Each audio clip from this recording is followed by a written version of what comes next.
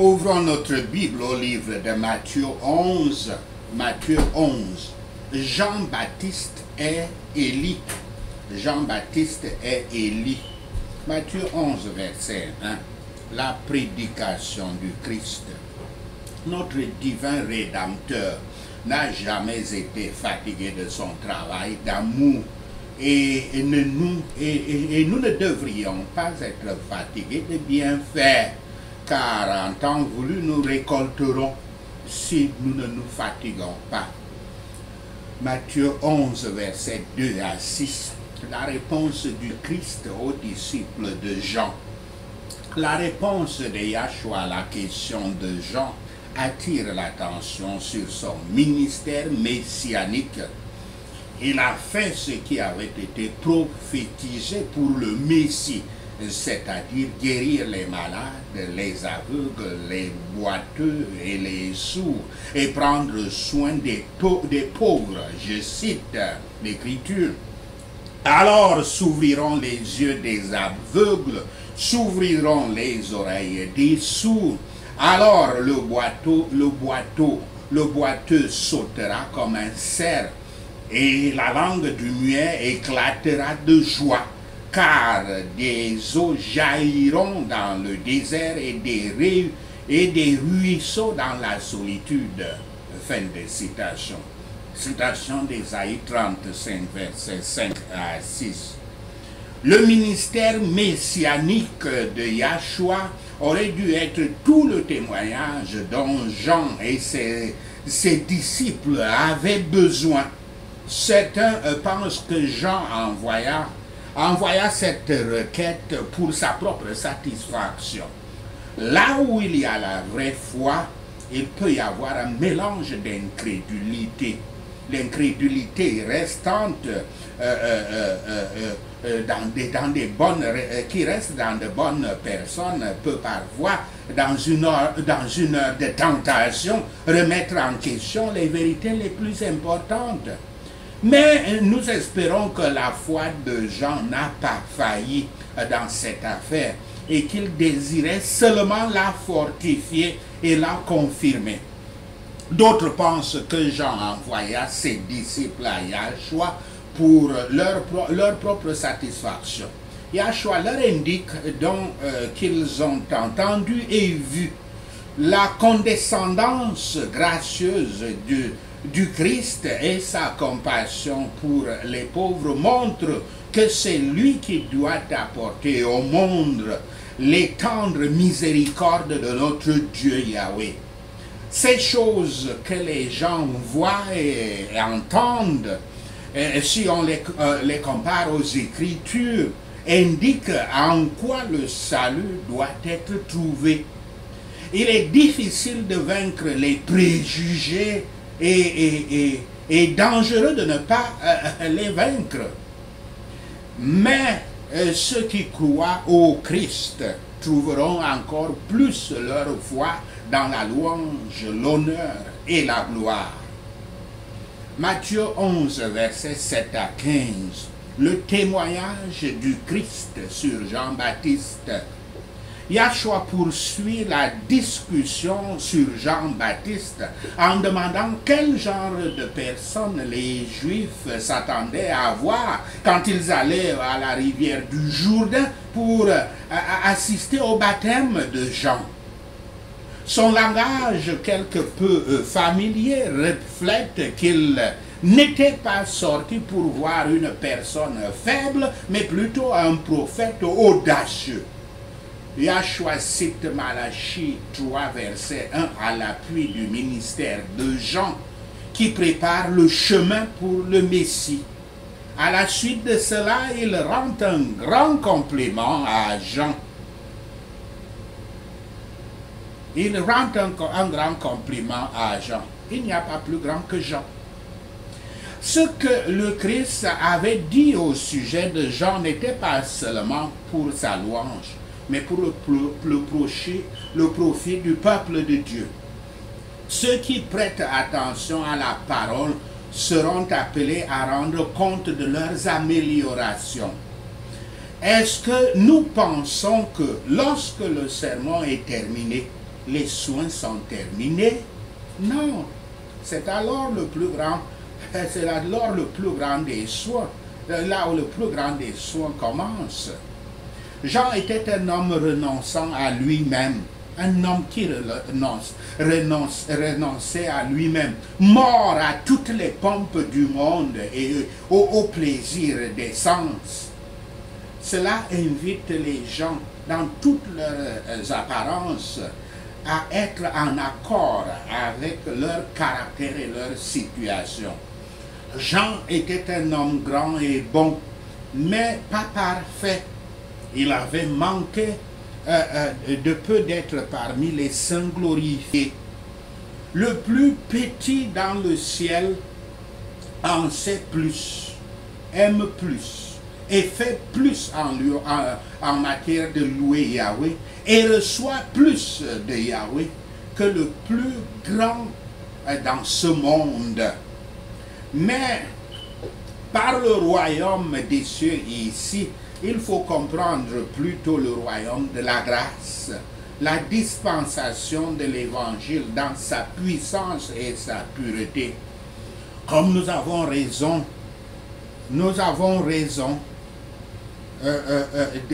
d'être reconnaissants que notre sort soit jeté dans les jours du royaume des cieux sous de tels avantages de lumière et d'amour.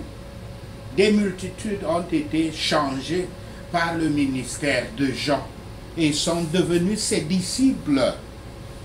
Et ceux qui penseraient n'avoir ni droit ni titre et semblaient être des intrus cherchaient une place dans ce royaume.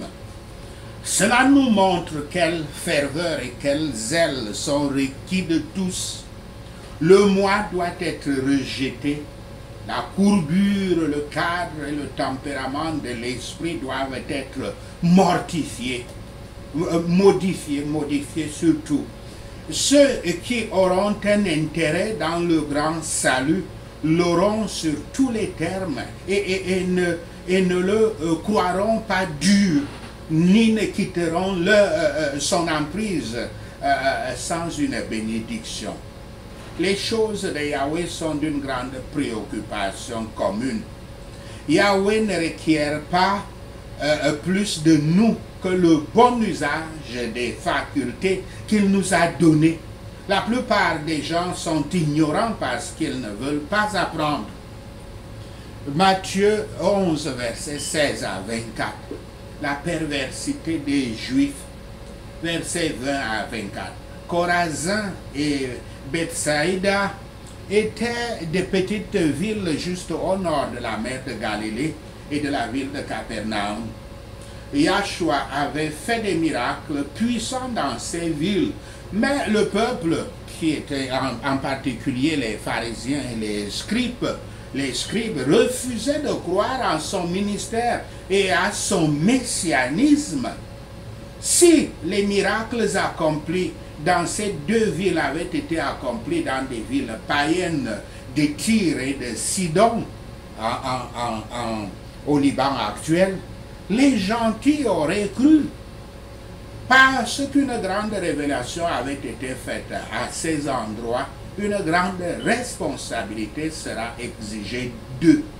Écoutez, pour vous qui avez reçu la parole de Dieu, il faut savoir que Dieu vous tient responsable plus que le païen qui n'a jamais entendu la parole de Dieu. Il faut le savoir.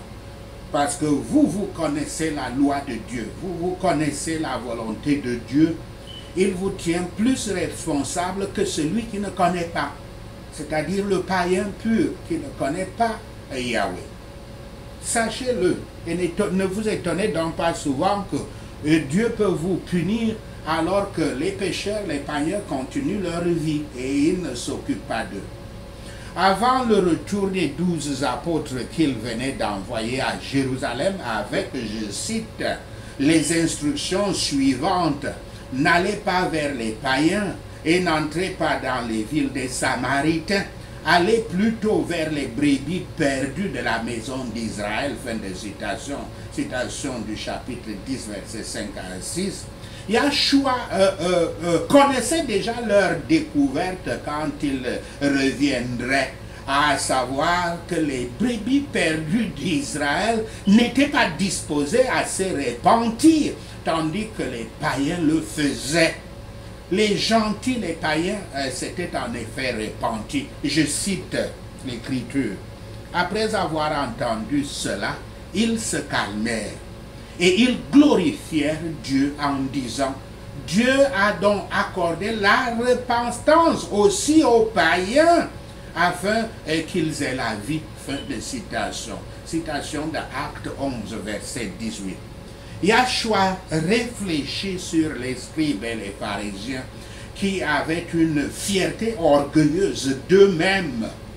Il compare leur comportement au jeu des enfants, qui sont en colère sans raison, se querellent sur toutes les tentatives de leurs camarades pour leur plaire, ou pour les amener à se joindre aux jeux pour lesquels ils se sont réunis.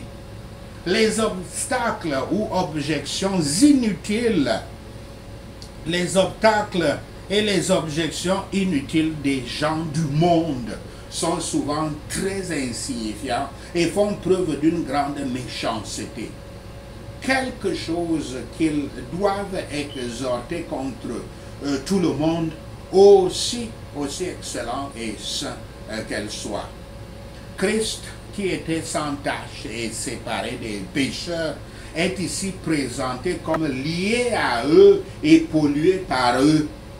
L'innocence la plus triviale ne sera pas toujours une défense contre le reproche.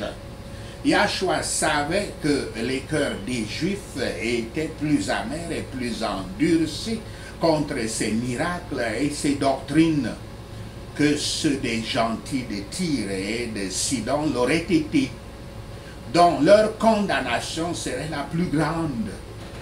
Yahweh exerce son pouvoir tout-puissant, mais n'en punit pas plus qu'il ne mérite et ne retient jamais la connaissance de la vérité de ceux qui la désirent depuis longtemps. Matthieu 11, versets 25 à 30. L'évangile révélé aux simples. Le chargé lourdement est invité. Ce passage doit être vu dans le contexte du rejet juif de Yahshua et de son message. Les érudits, comme on les appelle, avaient donc rejeté le message de Yahshua. Les pauvres, les nécessiteux et les humbles l'avaient cru et l'avaient suivi. Les enfants devraient être reconnaissants. Quand nous arrivons à Yahweh en tant que notre Père, nous devons nous souvenir qu'il est le Seigneur des cieux et de la terre, ce qui nous oblige à venir à lui avec respect envers le Seigneur souverain de tous, mais aussi avec confiance, comme capable de nous défendre du mal et de nous fournir tout bien. Notre Seigneur béni a ajouté une déclaration remarquable, que notre Père, Yahweh, avait livré entre ses mains tout pouvoir, toute autorité et tout jugement. Nous sommes redevables à Yahshua pour toute la révélation que nous avons de Yahweh, la volonté et l'amour du Père, depuis qu'Adam avait péché.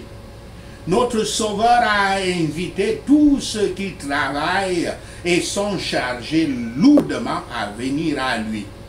Dans un certain sens, tous les gens le sont.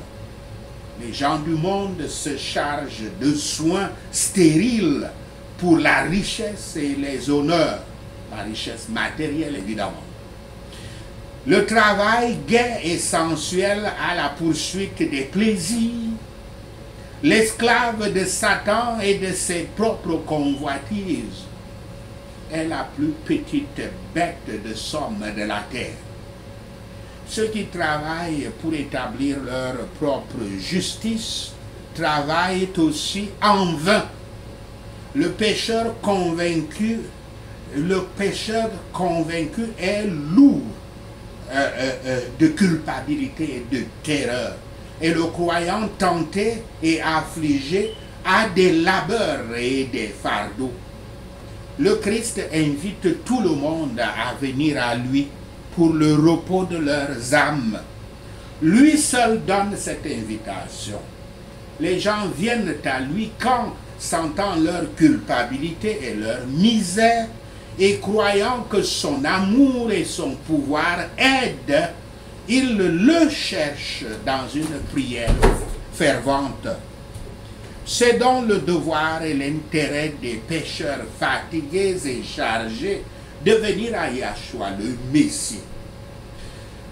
C'est l'appel de l'Évangile. Ceci est l'appel de l'Évangile. Celui qui le veut, qu'il vienne. Tous ceux qui viendront ainsi recevront le repos comme le don du Christ et obtiendront la paix et le réconfort dans leur cœur. Mais en venant à lui, ils doivent prendre son joug. Ils doivent porter son joug. Pendant qu'il les décharge des fardeaux du monde, il faut qu'il porte son joug, son fardeau à lui. Le suivre et se soumettre à son autorité.